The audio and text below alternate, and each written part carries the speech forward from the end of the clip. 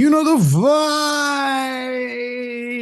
Welcome back to another episode of the Hoop Genius podcast brought to you by NBA 2K24. It's myself, Mo Mootsie, alongside me as always, the one and only Mr. BJ Armstrong. BJ, what a night of basketball. How are you feeling? Hey, I can't complain. I can't complain, Mo. Beautiful, beautiful, beautiful day. It's always a beautiful day when the Lakers Yeah, lose.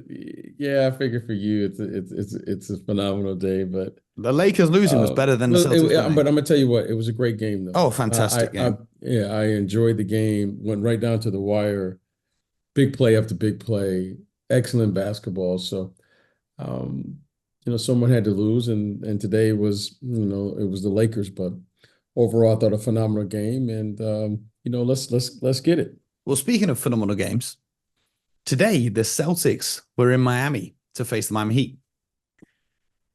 One of the greatest athletes of all time, maybe the greatest football, not soccer, football player of all time, Lionel Messi, was in Miami to watch the Celtics game tonight. And if Okay. Lionel Messi didn't watch the NBA before tonight, he may be walking away from the arena thinking that Derek White is the greatest basketball player in the world, because Derek White dropped 38 points on the Miami Heat in a dominating win. He scored 8 3-pointers. What a game from Mr. Derek White. Jason Tatum had 20. Not his greatest performance. Jaylen Brown had 17, but you don't need to put up big numbers when you're comfortably up for most of the game. Over for the Miami Heat, they had 3 guys who contributed. Bam Adebayo had 25 and 17 boards. Caleb Martin had 18 points, but a lot of that came in garbage time at the end. And Tyler Herro had 19 points. Now, here's the thing, BJ. Here's the thing. Dominant win for the Celtics. They're up 3-1 now. It should have been a sweep, but they didn't turn up for game 2. But here's where the wheels start to fall off. Kristaps Porzingis leaves the game in the second quarter, if I remember correctly, with what looked like an ankle injury. Well, he turned his ankle, and then a few possessions later, it was a non-contact injury. He was just coming to set a screen, and he just couldn't put any weight on his leg. Went back to the locker room, did not return, left the arena in a walking boot. And then later on in the game, as the ref blows the whistle for a foul, Jason Tatum, you know how players just shoot a shot after the foul's called just to kind of get their rhythm. He shoots a shot. Bam Adebayo puts his foot underneath Jason Tatum. Tatum turns his ankle. Now, he didn't go anywhere. However, that's one of those injuries that might just swell up overnight and be a problem tomorrow and moving forwards. How concerned are you for the Boston Celtics? Because we've talked about their depth, and now Porzingis, is he going to be available for the rest of the series? Is he going to be available for the next round or the round after? We don't know yet. We've got to wait to find out. But this is a big concern right now. Well, Mo, let's go back to the preseason. This was our concern then. This was our concern during the season. And this is our concern now. So we've said all along from the get-go, Porzingis was a great pickup for the Celtics because of his potential and what he brings. He had a terrific regular season. For the most part, he was able to stay healthy, relatively speaking. And now, Mo, we have a problem. We have a concern. And if they are going to win a championship this year, make no doubt about it, we've said it, when he doesn't play well, it's a problem. Now that he won't be available, that's a problem. Al is going to give you what he has. I have no concern about that. He's battle tested, talking about Al Horford. However, Father Time is right there for him. So we'll see how the Celtics will hold up. You and I have talked about the concerns of the Celtics, and one of them is their depth. So here we are. We were anticipating this. We didn't know when it was going to happen. We were all hoping that it wouldn't happen, but we're here. So let's address it. Let's see what happens. I'm sure within the locker room, they have the next man up mentality, but it's going to be a problem. It's going to be a concern for them not to have Porzingis available. And we'll see how they're going to manage, but they're going to need him for sure if they're going to make a run. Absolutely. They've got Luke Cornett. He's back. And then they've got Neemias Queta and Xavier Tillman, which isn't the ideal depth for the playoffs, but I do like Xavier Tillman a lot. I think he should be getting some run. If Porzingis isn't there, I think he's going to surprise a lot of people with what he can do, especially on the defensive end. We're going to find out. That's for sure. So we're going to find out. Joe Mazzulla seems to love Luke Cornett to a whole different level, because I don't really see the other bigs coming off the bench like he does. But That's besides the point. Moving forwards, they go back home for game 5, chance to close out the series. They should be locked in and focused so that they can get a little extra time to prepare. You don't want to unnecessarily extend a first round series and play more games than you have to. And a team who definitely had that in mind tonight were the New Orleans, not the New Orleans Pelicans, the OKC Thunder, as they defeated the New Orleans Pelicans 97-89 in New Orleans to sweep the first round series. Another sweep over there in the Western Conference. I mean, BJ, it's not really a surprise that the top 3 teams in the West all season long are finding the first round of the playoffs pretty easy. This one was kind of close, though, for the duration of the game. And then it was really down the stretch, kind of the final 7 minutes where OKC started to kind of pull away a little bit. I think tonight has kind of settled our little debate once and for all about Zion and Brandon Ingram. Brandon Ingram had an absolute stinker, 2 of 14 from the field, 0 3-pointers, 4 rebounds, 8 points. He had a horrendous performance. He looked like he didn't know what he was doing out there. He is not anywhere close to a number 1 option on a team that can compete in the playoffs. And then across the board, elsewhere for the Pelicans, JV had 19 and 13. CJ McCollum had 20 points. But over for the OKC Thunder, they had double-digit scoring from every member of their starting 5, and they got the job done. Thoughts after this series comes to an end? Congratulations to the OKC Thunder. Just excellent basketball. I mean, their starting 5 played terrific for the most part during the entirety of the series. I mean, give these young guys credit. Many, if not all, none of these guys have been in the playoffs before. And they just played solid. I mean, they took their show on the road. They were poised. You know, they were ready. They looked prepared. And, you know, the most important thing, they were defending at a high clip. So give those guys credit. OKC Thunder, they will advance. You know, now they're showing why they were the number 1 seed. And they were just terrific. And I'm really happy for this group because this is really hard, very difficult to do. So give the Thunder organization credit. Now they will advance. And you know what they get for their advance? The winner between the LA Clippers and the Dallas Mavericks. But this is why I made the point to say it's good to take care of your business and not play unnecessary games, because while they're now resting and preparing and watching the other series closely, that Clippers Mav series could very well go 7 games. So OKC off the bat have an advantage. Well, I'm not sure about that because this is the NBA and you like to play. And this isn't like an old team where they're going to need to rest, okay? They're not like you and I, Mo. Well, not you. You're not like me, where you need the rest to get back. These guys need to play because when you have such a long layoff, the rust seeps in.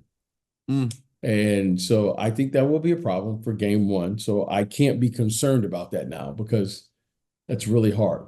When another team is playing, you're not playing. And then all of a sudden, you just have to show up and play a game a week later. The advantage, though, is there is no risk of a player getting injured, or very little risk of a player getting injured compared to what we're seeing in Dallas. Luka Doncic's knee doesn't look right. The Clippers, Kawhi is now out for the series. You don't know what's going to happen with any of the other players for the rest of the series. Do you see what I'm saying? Well, yeah, that's a new thought pattern where everyone's going to get injured. Look, every time I stepped out on the floor, you could get injured. The coach got injured last night for the. I shouldn't laugh. That's horrible. Yeah, no. I mean, seriously. Every time you play or you step out or you do something, you have an opportunity. And hopefully Coach Finch is okay. I think he had some type of knee injury. I'm not sure the proper diagnosis that he had last night, but look, you can get injured anytime. So just play. I think it's important to play. I think it's important to get game reps. So hopefully for those guys, they won't be too rusty when they come back. But give them credit. They took care of their business. These are the problems of the NBA. Everyone deals with whatever set of problems they have. But, right now, they're going to be looking with great interest because that 4 or 5 matchup is going to be a tough matchup. Okay. Whoever wins this series, that's going to be a tough matchup. And so we'll see how it plays out, but give those guys credit. Very well done. Just think about it. A year ago, this team wasn't even in the playoffs. And suddenly now they go to the number 1 seed and advance in a 4-0 sweep. What a story that is.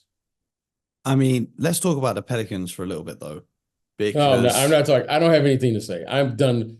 I tapped out a long time on them. I'll just say this. I don't know what was going on over there this year, but something wasn't right. And I'm expecting but something here's to the happen. decision now that they've been eliminated. They have to make the decision of whether or not they extend Brandon Ingram or they look to move him. And they have to find a way to decide what they're doing at the 5 position because Jonas Valanciunas is a free agent. So they've really got to pick a direction now and see what they can do. And Trey Murphy needs to get his rookie extension, which I think should be a guarantee. We'll see what happens. I I look at this team and I look at their roster and you go, this is a very individually, they are very talented.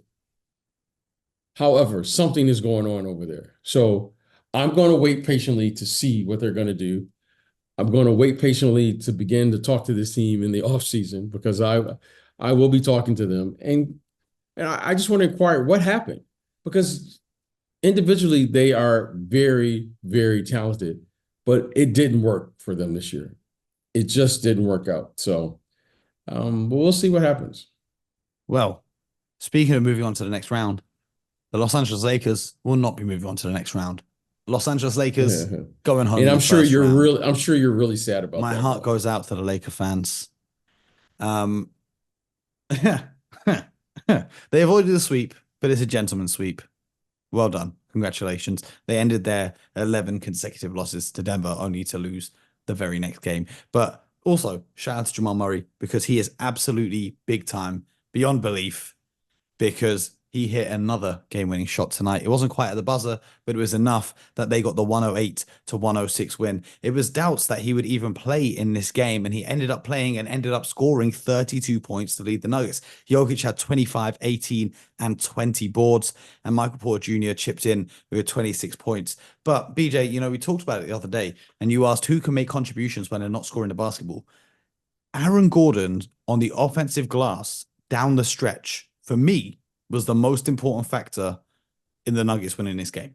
Now, I know the other guys hit the shots, but this was one of those games where late in the fourth, they're literally going possession for possession. The Lakers would score, the Nuggets would score, the Lakers would score, the Nuggets would score. And Aaron Gordon, on the offensive glass, he finished with 5 of those offensive rebounds. Him being so active on that glass and recycling those possessions and keeping them alive and keeping Denver within just one possession along the fourth quarter, and then to be able to go and hit that game winner for Jamal Murray, that was absolutely huge. And Peyton Watson, I know it doesn't look like it on the score sheet, but he did have a nice game off the bench.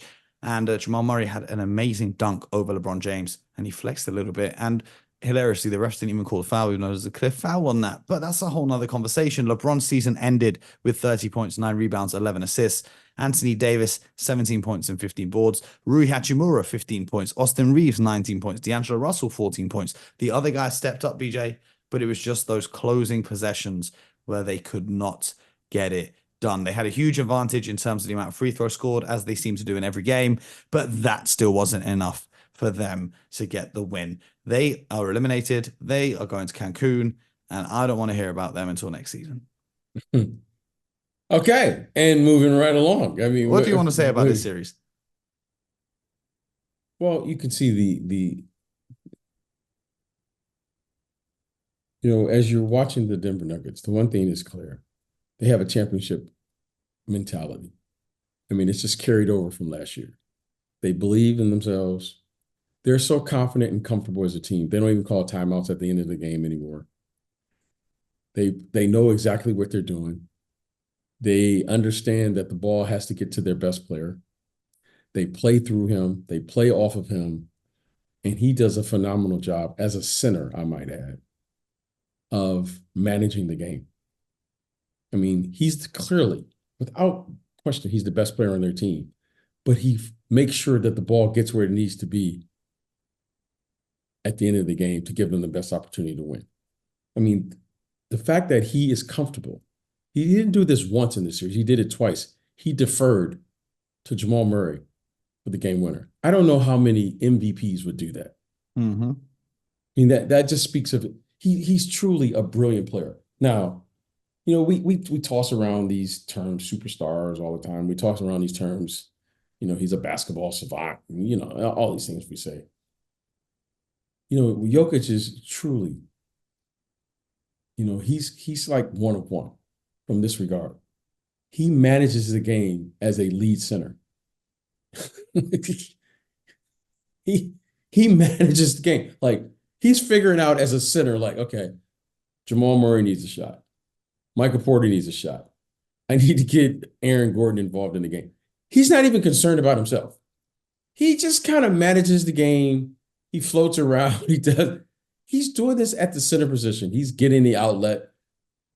How many times tonight in a closeout game, that they give it to their center and everyone else goes and starts running the offense? That's how confident they are as a group. That they allow their center to initiate the offense. And then he goes into the post. And then he says, okay, I'll pass it to you guys. Just cut and move. I'll find you. He's truly like, he's like a guy, like you'll say, he reminds you of. And I always think that's lazy for the people in the media. Oh, he reminds me of this guy, oh, he reminds me of this guy. Well, Jokic reminds me of Jokic because every single time you watch him play, you go, I haven't seen that before. I haven't seen too many times a center just leads the fast break casually, and it's like no big deal. This guy throws behind the back passes at the center position, and it's kind of like, yeah, we just kind of like, well, that's just what he does. Well, it's not what he does because we haven't seen anything like this before. So shout out to them and what they're doing. I always look for these unlikely contributions. Reggie Jackson simply was terrific this evening. I thought he was great. Mm-hmm. I thought he gave them great minutes off the bench. And Jamal Murray, I mean, you always talk about a gut check. You talk about toughness mentally and physically. You talk about being ready and doing what you got to do so you can do what you want to do. Well, Jamal Murray, ladies and gentlemen, he did that. And that young man was he was lights out. It's beautiful to watch them play because we applaud unselfish play. And that's what's so appealing when you watch the Denver Nuggets. They are as unselfish as you'll see. And I enjoy watching them play. I enjoy watching Jokic, and I'm not going to take for granted what he does because of how he plays, the style of play. And he just plays to win. That's what I love most about him. Yeah, he puts up massive numbers, but he's doing it because he has to do it for his team to win. So shout out to them. I'm looking forward to them in the next round. And, they took care of their business. And I like the way they did it in a professional way. Darvin Ham says it's been a hell of a 2 years sitting in this seat. I'll tell you that. It's been a hell of a 2 years. It sounds like someone who will no longer be sitting in that Lakers coaching role. And the Lakers players are going to be conducting their exit interviews with reporters tonight whilst we do this podcast instead of in the coming days. That's not a regular practice in the NBA, is it, BJ? This is LA. So Mo, I've kind of learned to accept that things here in LA are done a little differently. I'm sure of this. Maybe some of the players probably won't even go back on the team plane. Yeah, they're just going to go straight to Cancun. Yeah, they're going to go wherever they're going to go, and they're going to do whatever they're going to do. So I'm going to say this before it starts. Let the rumors begin. Mo, you're going to have a lot of fun here. There are going to be a lot of reports. There are going to be a lot of sources. And you're going to have fun off the court. I'm going to stay on the court, though, and watch the playoffs while you will have fun following what's going to come from Lakerland. I think who's going to be here and who's going to be to blame. But I want to say this before it starts. I thought Darvin Ham did an excellent job. I thought he got the most out of this team. I thought that this team, I mean this. I don't know what we were really expecting from this group. I said it. I didn't just say it now. I said it at the beginning of the season. I don't know what this team is going to do. I'm not expecting this team to win a championship. I thought LeBron and AD gave me what they have. I thought AD played probably as well as he can play. LeBron at what, 39, gave me everything he had. I thought D'Lo had a nice recovery year. And what were we really expecting? Did we really expect them to do what this year? Well, Laker fans expect them to win, but Darvin Ham, you know, he's a coach where the players clearly don't listen to what he's saying. There's a lot of times in timeouts they're clearly not paying attention. Well, there's a lot of time where he's not even calling the timeouts at the appropriate time, like tonight during the game. The Nuggets are going on a run, getting back into this game. There's nothing to kind of disrupt the momentum and stop that. The rotations and some of the lineups he has out there on the floor, extremely questionable, especially in the NBA playoffs. I don't think he did. I think there are coaches out there who could have done a better job with this roster. I think if Ty Lue was there, Ty Lue would have done a better job with this roster. I think if Eric Spoelstra was there, Eric Spoelstra would have done a better job with this roster. So I don't think you can say he did the best he could with this roster, or he did as well as they could have. And LeBron's old, so we shouldn't expect them to win anyway. I think that they could have done better this season. I think with a better coach, they wouldn't have had to be in the play-in and facing the Nuggets in the first round. Okay, that's fair. However, we can't argue with the results. He got this team to the conference finals a year ago. Okay, I didn't see Ty Lue in the conference finals a year ago, and he got this team to the playoffs 2 years in a row. They lost to the eventual champions. No. Getting LeBron James to the playoffs. LeBron James can get himself to the playoffs. Okay, maybe I'm missing something. You're talking about that version of LeBron James. I'm talking about the current version of LeBron James. This is not the same LeBron James. But this version of LeBron James, even now, would have got to the playoffs with or without Darvin Ham. Okay, I'm just saying what I see. Everyone's entitled to their opinion. But to his credit, he did get them an in-season tournament trophy. I do not see this version, the version that we're talking about that was in Cleveland, where he was just powering through and just pulling guys along. I don't see that. Now, you guys can say that. You guys can put that narrative out here. But I want to say this. I live out here. That guy, Darvin Ham, he did a terrific job, in my opinion, with this group. I don't know what else was expected with this group. You know, you're bringing people in, you're bringing people out, you're blaming this guy, you blame Frank Vogel, you blame such and such. Whatever, it is what it is. He worked with what he had, and he took a lot of responsibility, okay? He never said anything publicly, and it's one thing I would say about Darvin Ham. You know, coaching is really a difficult job. It's a very difficult job. But he's a man's man. And I think it was AD or one of the players said, you know, they don't know what they're doing, or on the offensive end, the defensive end.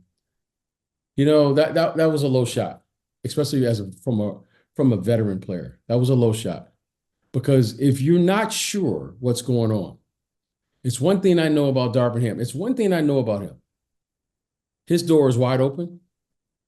And Darvin Ham will never duck any confrontation with any player, ever. And you can say, we can question lineups. That's fair. We're in the public eye. But it's one thing I can say about him. He will never, ever duck confrontation. And you can always walk in his office. And I know he's prepared every time he walks out on that floor. Now you can question all the other stuff. But that part about him, I know. And that was the most disappointing thing because, listen, I've played for Hall of Fame coaches. No coach can be 100% prepared 100% of the time, just like no player can be prepared 100% of the time for every game that he plays in. It just doesn't happen. Everyone makes mistakes. But what we can do is what all teams achieve to do is you can have a level of communication, which leads to cooperation, which leads to collaboration. And that was what was disappointing because you are one of the leaders of the team. And if there is a misunderstanding, and believe me, there are many misunderstandings during the course of a season, the course of a series, the course of a career. There are many misunderstandings. And you want to work with people who you can communicate with. And if there is a misunderstanding, let's talk about it. That's what we do. Like, Mo, how many times have you and I had a mix up to what time we're going to get on the show? Like, I don't go around, well, Mo said he's going to be here, and well, BJ said, no, we talk it through, we text, we hear. I'll call you 5 times, what's going on? You'll call me 5 times, what's going on? And then, you know what I always appreciate about you is when I'm running late, you always say, no problem, take your time. And you know always. I'm late. Always. I respect it. That's what a teammate does. You know what I'm saying? And then when Mo is running a little late, what do I say? Hey, man, take your time. No worries. No rush. That's what teammates do. We cover for one another. And I respect that about you. And I try to give the same. So that's what I didn't like about this year with the Lakers is that if you're going to be a team and we talk about having our brothers back, we talk about playing for one another, we talk about these things, and then when it's time to do those things, you do that. Because this is a veteran team. This isn't like a young team that's trying to find their way, trying to find their identity. Like, I was a little disappointed with that, especially a coach like this is Darvin Ham's first coaching job. So your first coaching job is to coach LeBron James and AD. Hello. Like, and then we're going to start comparing him to such and such. Well, come on. Like, he's learning too. This wasn't like AD and LeBron was AD and LeBron in their first 2 years either. None of us are. None of us were. So, you know, like I was just a little disappointed in that because this is a veteran group. And to their credit, though, I thought they reached the playoffs. There were moments in there where I thought, man, you know what? Possibly, maybe. Like in this series, Mo, I give them credit. They were down 3-0. And you know what? They showed up. That showed me something. They could be up 3-1. Like Mo, think about it. Mo, it's a couple possessions in it that's made the difference. That's what I'm saying. Like, but here's the thing, though. Those possessions are what the playoffs are all about. And those possessions there as well, it's just like, okay, Jokic knows those final possessions.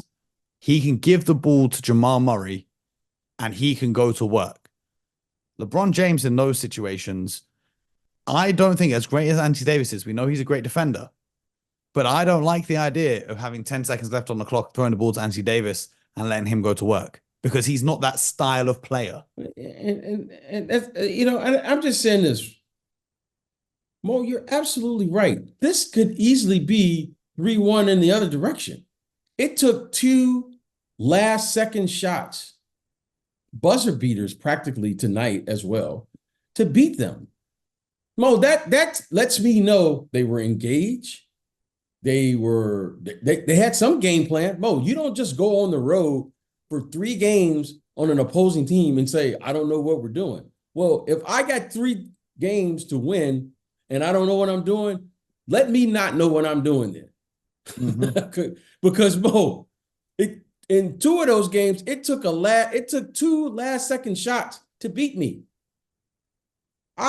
Mo, and I will say the last thing. You know what? They were up every game in this series at halftime. Yeah, and they held the lead for like 80% of the time of the series. We all get frustrated and we say things. I get that. But Mo, I thought the Lakers gave themselves a chance. Sometimes you're just playing against a better opponent. It's what some people call championship integrity. That and you know when you're down at halftime in every game, when you're down in the third quarter of every game, you find a way to pull out of the bag. And listen, I get it. This is the Lakers, and the Lakers, they're about championships. I get that, but they competed, Mo. They did. They competed. Like What do you else know, are you I was having this conversation with a friend during the game, and I was saying there's some players that are just built for high pressure moments. But I'm not talking about star players. I'm talking about when it comes to role players. Like a guy like KCP was 0 from 4 from the field tonight, and he hit a 3-pointer, right? And a lot of players, you haven't hit one all game long, but the 3-pointer that he hit was a huge bucket to give them the lead. I think he was like 0 from 4 from the field or whatever it was. But like, he was cold and then he hit that. Michael Porter Jr., timely big shots down the stretch. What about Austin Reeves? Austin Reeves for the Lakers. This is what I'm saying, right? Austin Reeves for the Lakers did that tonight, but he didn't do that throughout the series. Whereas KCP and Michael Porter Jr., even though the shooting percentages haven't been great for the Nuggets role players, there were still timely buckets down the stretch. That's what I'm saying.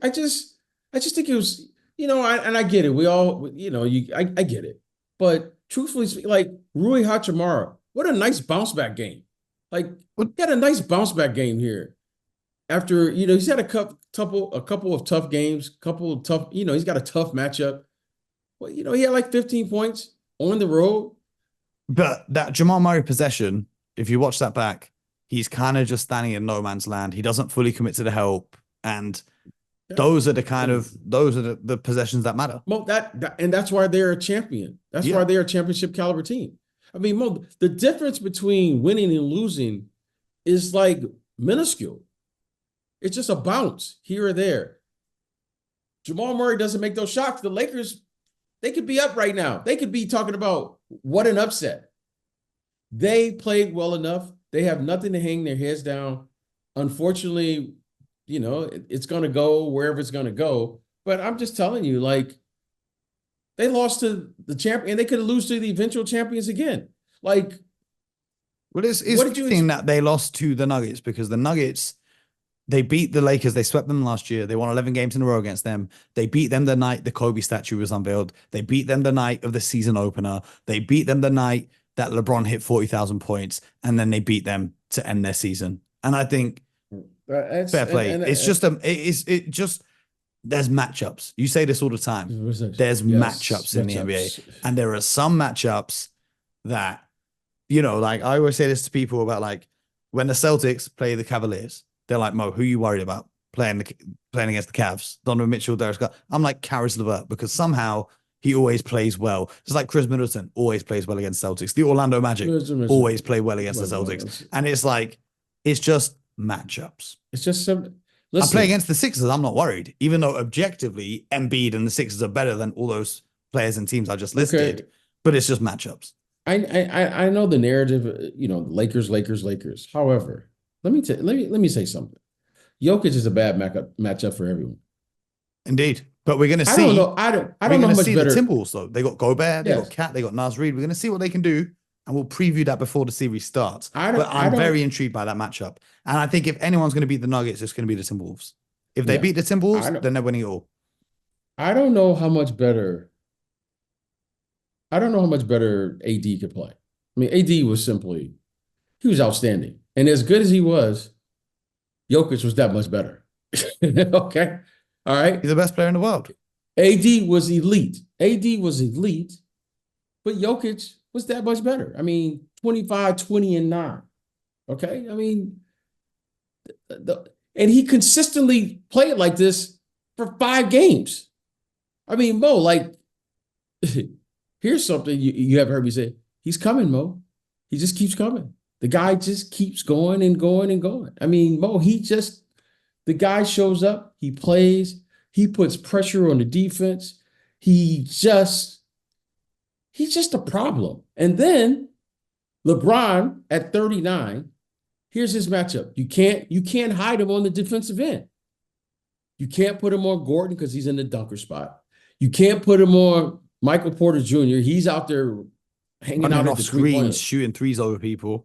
And you know what? Like, that's a task for a 39-year-old man. Like, what are we expecting here? Like, that's what I'm saying. Like, everyone keeps thinking, no, like, this is a young man's game. So when I look at the game, and I don't know what LeBron had. He probably had around 25 or 30 tonight, right? Whatever he did. I 9 thought rebounds, he was 11 assists, and 4 steals. And you know what I really appreciated and respected about LeBron tonight? He made an adjustment in the game where he did not settle for just taking jump shots like he normally does. He was driving the ball to the basket. He was searching out the matchup he wanted. He Getting to the free throw line. Yes, like this. He came out with a game plan. He came out with a game plan. The team came out with a game plan. He gave you a great effort. But when you start getting 25 and 26 points from your third option, like Michael Porter Jr., that's hard to overcome. And an efficient. He was 8 of 12 on the field, 5 of 7 from downtown. That's hard to. So you can blame whoever you want to blame. If you're playing against a team and your third option gets 25, 26, well, what are we really expecting here? I don't want to blame anyone. What I do want to do, though, is look at tonight's matchups and you tell me who you think is going to win. Madison Square Garden, the Knicks are up 3-1. They're hosting the Sixers. This is the closeout game, surely, for the Knicks. I'm going to say this. You know, the Knicks had a must game. That was a must game for the Knicks because you didn't want to go back to Madison Square Garden 2-2. Okay? Knicks, you better close it out. You better close this one out. Hey, what you say, Mo? Don't play with your food? Is that how you say it? Never play with your food. Okay, well, they better close this one out. Because if you go back to Philly, you're not winning out. If you go back to Philly gonna turn up. No, they're not. Okay. No, they're not. Okay. We spoke about this yesterday. The Philly fans don't turn up. No. I'm fool me once.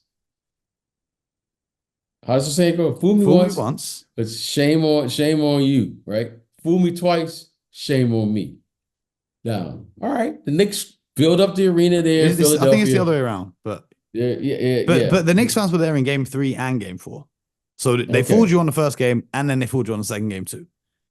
I'm just saying, I think Philly gonna show up in game 6 if it gets back. Okay. Well, I'm thinking game 5. I'm picking the Knicks. I'm picking the Knicks tonight. So you and I are together. Yes. However, which means they'll lose. I'm picking the Knicks. Knicks. Okay, Orlando and Cleveland tied 2-2 back in Cleveland. I'm going Orlando. You're going to Orlando. You're not going with the home team in this one. The home team's won every game so far in this series. I'm going with Orlando. Orlando Magic. I'm going with it. Indiana, Milwaukee. Indiana 3-1 up going into Milwaukee, but they got to close this out. No Dame, no Giannis. Let's just get this one over and done with. Come on. Let's not play with our food here in Milwaukee because it's probably cheese and it probably stinks. Shout out to people in Milwaukee. Anyway, that's another episode of the Hoop Genius podcast. Make sure you follow the show on YouTube, Spotify, Apple, wherever you get your podcasts from. You can find us all over social media and get involved in the conversations. Join the Discord and speak with other NBA friends. I'm asking one thing. Yes. As you know, you can call me about anything at any time. Of course. But I don't want you to call me about no trades in particular with any of the Laker players. I don't want to hear who's getting traded. Well, luckily, we won't hear that till the summer. We won't hear that till the summer. We're not going to hear it till the summer. We're going to hear it now because a reporter just asked LeBron if this was his last game with the Lakers, and he said, "I'm not going to answer that question." I don't want to hear any of it. I just want to appreciate what it was, what it is. I'm not changing. I didn't change my views on this. I just said from the beginning, just give me what you got, and I'll take it. And I thought they gave me everything that they had this year, but unfortunately, they just played it. They just ran up against a better team. I mean, there's no way around it. They out. Yep, they're out now. So I don't want to hear it. All right. Well, if you do want to hear about this, you guys who are listening, if you do want to hear, join the Discord. Link is in the description. I'll be in there and we can talk. Seeing as BJ don't want me to call him, I'm gonna holler at you guys and we'll talk about the Lakers and their misery. Don't worry, BJ. I'm all good. I'm gonna catch you in the next one tomorrow morning. We'll be back and we'll see what happens in tonight's games. You guys know the vibes. Appreciate you and get buckets.